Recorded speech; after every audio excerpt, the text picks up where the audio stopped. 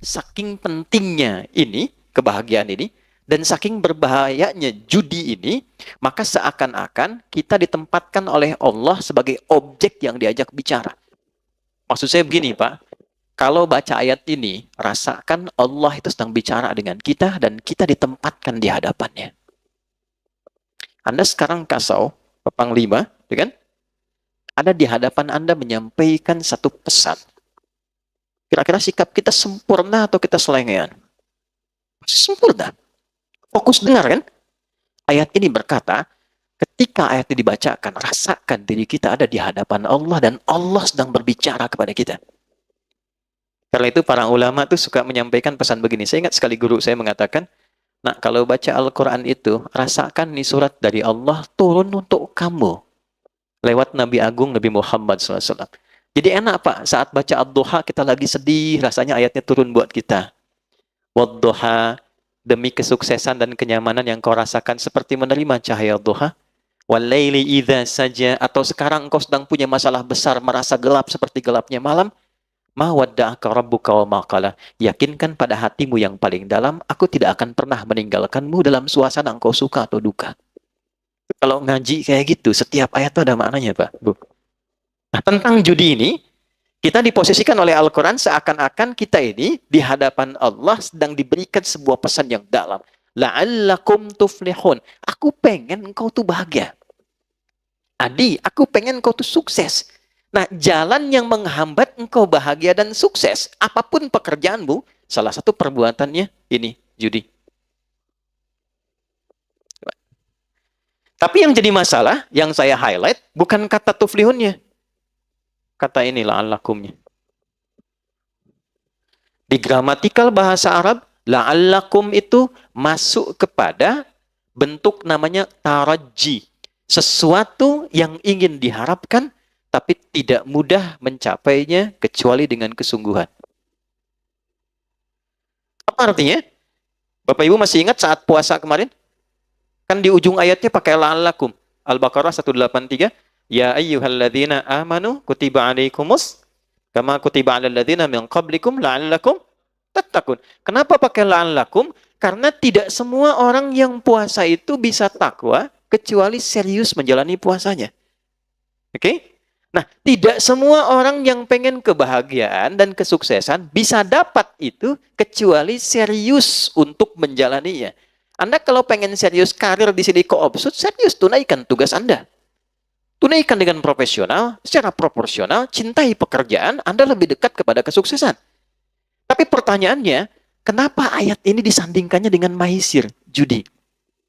Karena ternyata, kalau orang sudah ditawarkan dengan sifat-sifat itu, tidak mudah kita bisa menghindari dan meninggalkannya. Ini poinnya. Ini penghambat kebahagiaan, tapi tidak mudah untuk bisa menghindarinya jika sudah ada tawarannya. Nih Pak, gampangannya gini ya Pak ya. Ini ada 20.000, Bapak Ibu sekalian. Simpan sini, ada peluang Anda dapat 20 juta dengan 20.000. Ada peluang dapat 20 juta. Kira-kira nih, kalau ada orang mengatakan demikian saat ini, Pak, Bapak simpan aja nih 20.000 Pak. Ada peluang, walaupun peluangnya 2/10. Dari 10 itu ada 2% Pak, ada di situ. Tapi mungkin Bapak yang dapat. Cuma 20.000 kok nggak ada apa-apanya. Bapak taruh 20.000, dapat 20 juta.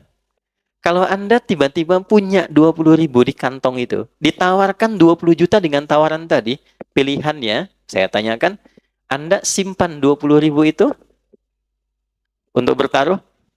Atau Anda tinggalkan itu? Tidak dijawab, artinya nggak mudah kan? La'allakum tuh. Karena nggak mudah, Pak. Nah, judi itu sifatnya begitu. Dan itu dimanfaatkan betul dalam konteks sekarang. Karena sifat manusia apa? Kecenderungan manusia ketika dominan nafsunya, dia melihat mana yang paling banyak kuantitasnya. Dia nggak lihat kualitas. Jadi di nafsu manusia itu ada kecenderungan yang mendapatkan banyak. Contoh gampang nih. Ini ada prasmanan misalnya ini. Bapak pengen makan banyak atau sedikit? Umumnya banyak.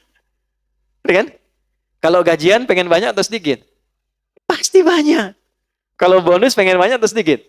Banyak. Lalu di hadapan Anda ada yang mengatakan, taruh 10.000, Anda berpeluang dapat 100 juta. Aktiflah sinyal pengen banyak itu. Itulah yang dimaksud lalakum. Nggak mudah tuh mengatasi ujian demikian. Dulu masih manual. Masih offline. Semua datang, kamu punya apa? Ini, punya apa ini? Saking terkuasainya ketika aktif nafsu ini, akuanya tertekan, maka semua yang dominan itu penguasaan nafsu. Dan sifat nafsu tidak ada yang baik. Dulu saking dominannya, Bu, yang dipertaruhkan sampai istrinya, yang dipertaruhkan sampai anaknya, yang dipertaruhkan bahkan sampai kedua orang tuanya. Sekarang yang dipertaruhkan, tabungan anaknya. Yang dipertaruhkan, tabungan istrinya. Nggak tanggung-tanggung, yang dipertaruhkan tabungan rekan-rekan seperjuangannya. Kebayang? Kenapa? Karena aktif bagian sinyal tadi. Itulah yang disebut maisir. Kelihatannya gampang dapat, tapi ada tipuan dan kotoran di dalamnya. Maksud Quran itu apa? Ini extraordinary crime. Jangan coba-coba masuk ke wilayah ini, ya, karena konsekuensi dari ini semua, ini mencakup semua ya. Mau pemainnya, player, mau bandarnya, ya, mau semua yang terlibat di dalamnya. Pokoknya kalau sudah masuk ke wilayah ini, satu, unsur kebahagiaan itu akan mulai berkurang sampai ke titik hilang. Bahagia itu sama dengan tenang. Tenang lawannya apa? Gelisah. Jadi orang yang judi, hal pertama yang dia dapatkan dalam hatinya, kegelisahan. Kalau nggak percaya, silahkan cek orang-orang yang masuk ke lingkup judi, kemudian edik di dalamnya, dan dia mulai kena yang pertama gelisah, lalu masuk mempertaruhkan yang ada, perhatikan karirnya bagaimana. Itu yang kemarin, 800 sekian juta. Lihat dampaknya kepada karirnya. Selesai. Pengabdiannya tidak dilihat. Pertaruhan nyawanya sebagai abdi negara. Selesai semua, Pak. Dia berhenti dalam keadaan tidak terhormat dan melekat status pada dirinya sepanjang hidup seorang penjudi. Judi yang dulu offline, sekarang masuk online. Nah, ini Pak, di situasi kita sekarang. Nabi sudah wanti-wanti 15 abad yang lalu. Terjadi percepatan digital, waktu semakin cepat, dan kejahatan polanya berpindah. Dulu polanya offline, sekarang online. Masuknya ke wilayah-wilayah yang selalu membersamai kita. Handphone kita kan sering online. Ya kan? Orang sekarang sudah nggak penting handsome, Bu. Yang penting handphone. Bangun tidur kan sudah buka status. Oke? Sholat baru salam sudah buka status. Nah sekarang dari semua yang dibuka itu sudah masuk ke dalam situ semua unsur-unsur ini. Ini sulit dikendalikan. Tahun 2007, ini perempuan juga di Amerika. Ada seorang perempuan, dia menganalisis. Melihat setiap negara dengan bonus demografi tinggi. Kan? Dan tapi saking cerdasnya orang ini, cuma kecerdasannya ditempatkan pada sisi yang negatif. Saking cerdasnya, dia melihat negara yang di tempat itu judi tidak menjadi legal. Nggak dilegalkan, nggak dilokalisasi. Singapura, legal. Ada lokalisasinya. Oke? Macau jangan ditanya. Amerika punya Las Vegas. Malaysia punya Genting. Kan? Semua lokalisasi. Saya tanya, di Indonesia legal nggak? Hah? Tidak kan? Ilegal kan? Hukum positifnya kan nggak ada memperbolehkan. Jelas kalau pasal 303, ya kan? Hukumannya jelas dari 8 tahun sampai 10 tahun, kan? Walaupun di situ ada kalimat kecuali yang dibenarkan oleh hukum atau pemerintah. Tapi kan pemerintah kita tidak. Artinya apa? Dia dipandang ilegal. Dia tidak legal. Perhatikan baik-baik. Maka orang ini membuat sebuah sistem dan melihat bagaimana memanfaatkan bonus demografi di satu tempat yang judinya itu tidak memiliki legalitas, dan kecenderungan masyarakatnya itu senang dengan handphone. Dan dia temukan kesimpulan bagaimana membuat sebuah sistem judi yang polanya khusus masuk ke wilayah ini yang bisa dikendalikan dari jauh karena online. Jadi bikin dari luar, Pak. Bikinnya dari luar, tapi nanti pengguna-penggunanya IP-nya bisa ada di dalam. Ya, yang diberikan gampang. Dia nggak bikin yang besar-besar. Yang besar sudah ada. Roulette, yang kasino. Ya, orang-orang ini mainnya nggak di tempat kayak gitu.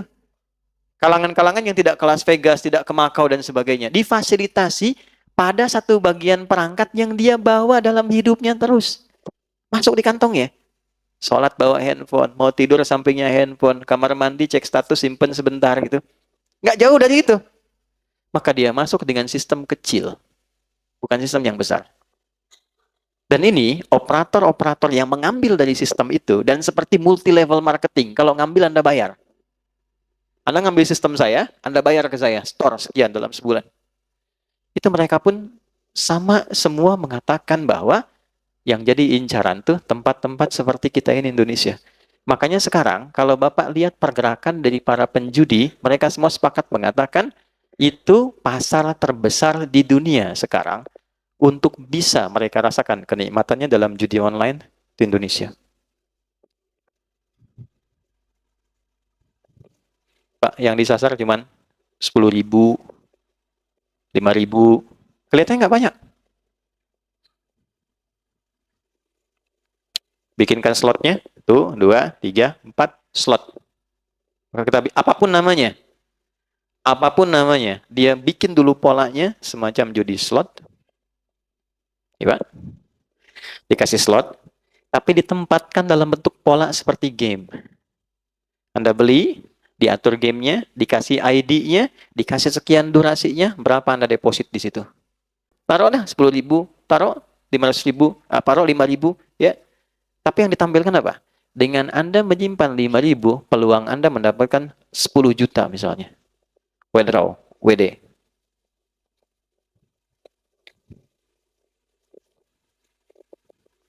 Pak, 5.000 itu berapa persen sih Pak dari pendapatan? Anda dapat 5 juta, keluar 5.000, berapa persen? Cuma 1% kan? Dianggapnya biasa kan Pak ya? Biasa tuh maksud saya sedikit kan? Gampang kan? Gampang keluarin. Maisir, gampang. Maisir yang dianggap ringan, receh. Receh 5.000 ini. Kalaupun hilang nggak apa-apa. Kan? Ya. Nah, ini hati-hati. Walaupun kelihatan cuma 5.000, tapi dampaknya ini, Pak.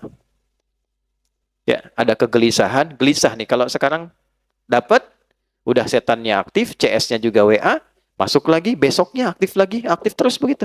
Sampai tak terasa habis berapa. Kalau main 5-6 kali, Pak, yang ketujuh dikasih menang dulu. Ini pengakuan dari admin. 5-6 kali dalam sehari, misalnya pagi masuk lagi, siang deposit lagi, sore deposit, sampai malam orang tahajud ini deposit, dikasih menang. Jadi dia cerita ke teman, kamu tahajud dapat apa? Saya main game dapat uang, kamu tahajud dapat apa-apa? Itu bisa begitu. 7 kali dikasih sekali, nanti besoknya dipertaruhkan yang dia dapat semalamnya itu. Selesai. Makanya di dunia orang-orang judi, pengakuan bandar sampai sekarang, orang paling bodoh itu orang yang ikutan slot katanya. Kenapa? 10 orang ikut. Naruh masing-masing 1 juta. Misal. Jadi berapa? 10 juta. Diputar, Pak. Uang ini begitu masuk, ini kan peluangnya itu kan paling sampai 10-20%. Artinya 1 orang sampai 2 orang. Sekali putaran itu ya. Begitu masuk, bandar judi itu udah ngambil, Pak, Ibu. Diambil sama dia tuh minimal itu 70-80% ya. Jadi kalau Bapak naruh 10 orang ini, naruh uang masing-masing 1 juta, ini sama dengan ngasih ke bandar. Bandar, nih kasih. Sama bandar diambil 8 juta. Yang dia putar 2 juta. Ini 2 juta itu dia kembalikan ke 10 orang ini. Supaya diputar, supaya mereka saling berbagi untuk dapat. Dikasih harapan. Nanti kalau nggak dapat, naruh lagi aja. Siapa tahu Anda. Itu sama dengan kalau kita masih bisa berpikir, mana ada Pak, orang ngasih ke situ cuma buat dikasih, 10 masuk, kita suruh perebutin 2 juta. Itulah slot. Nggak ada satupun orang ikut judi itu bisa jadi kaya. Itu mustahil. Karena judi itu bukan tempat sodakoh, Pak.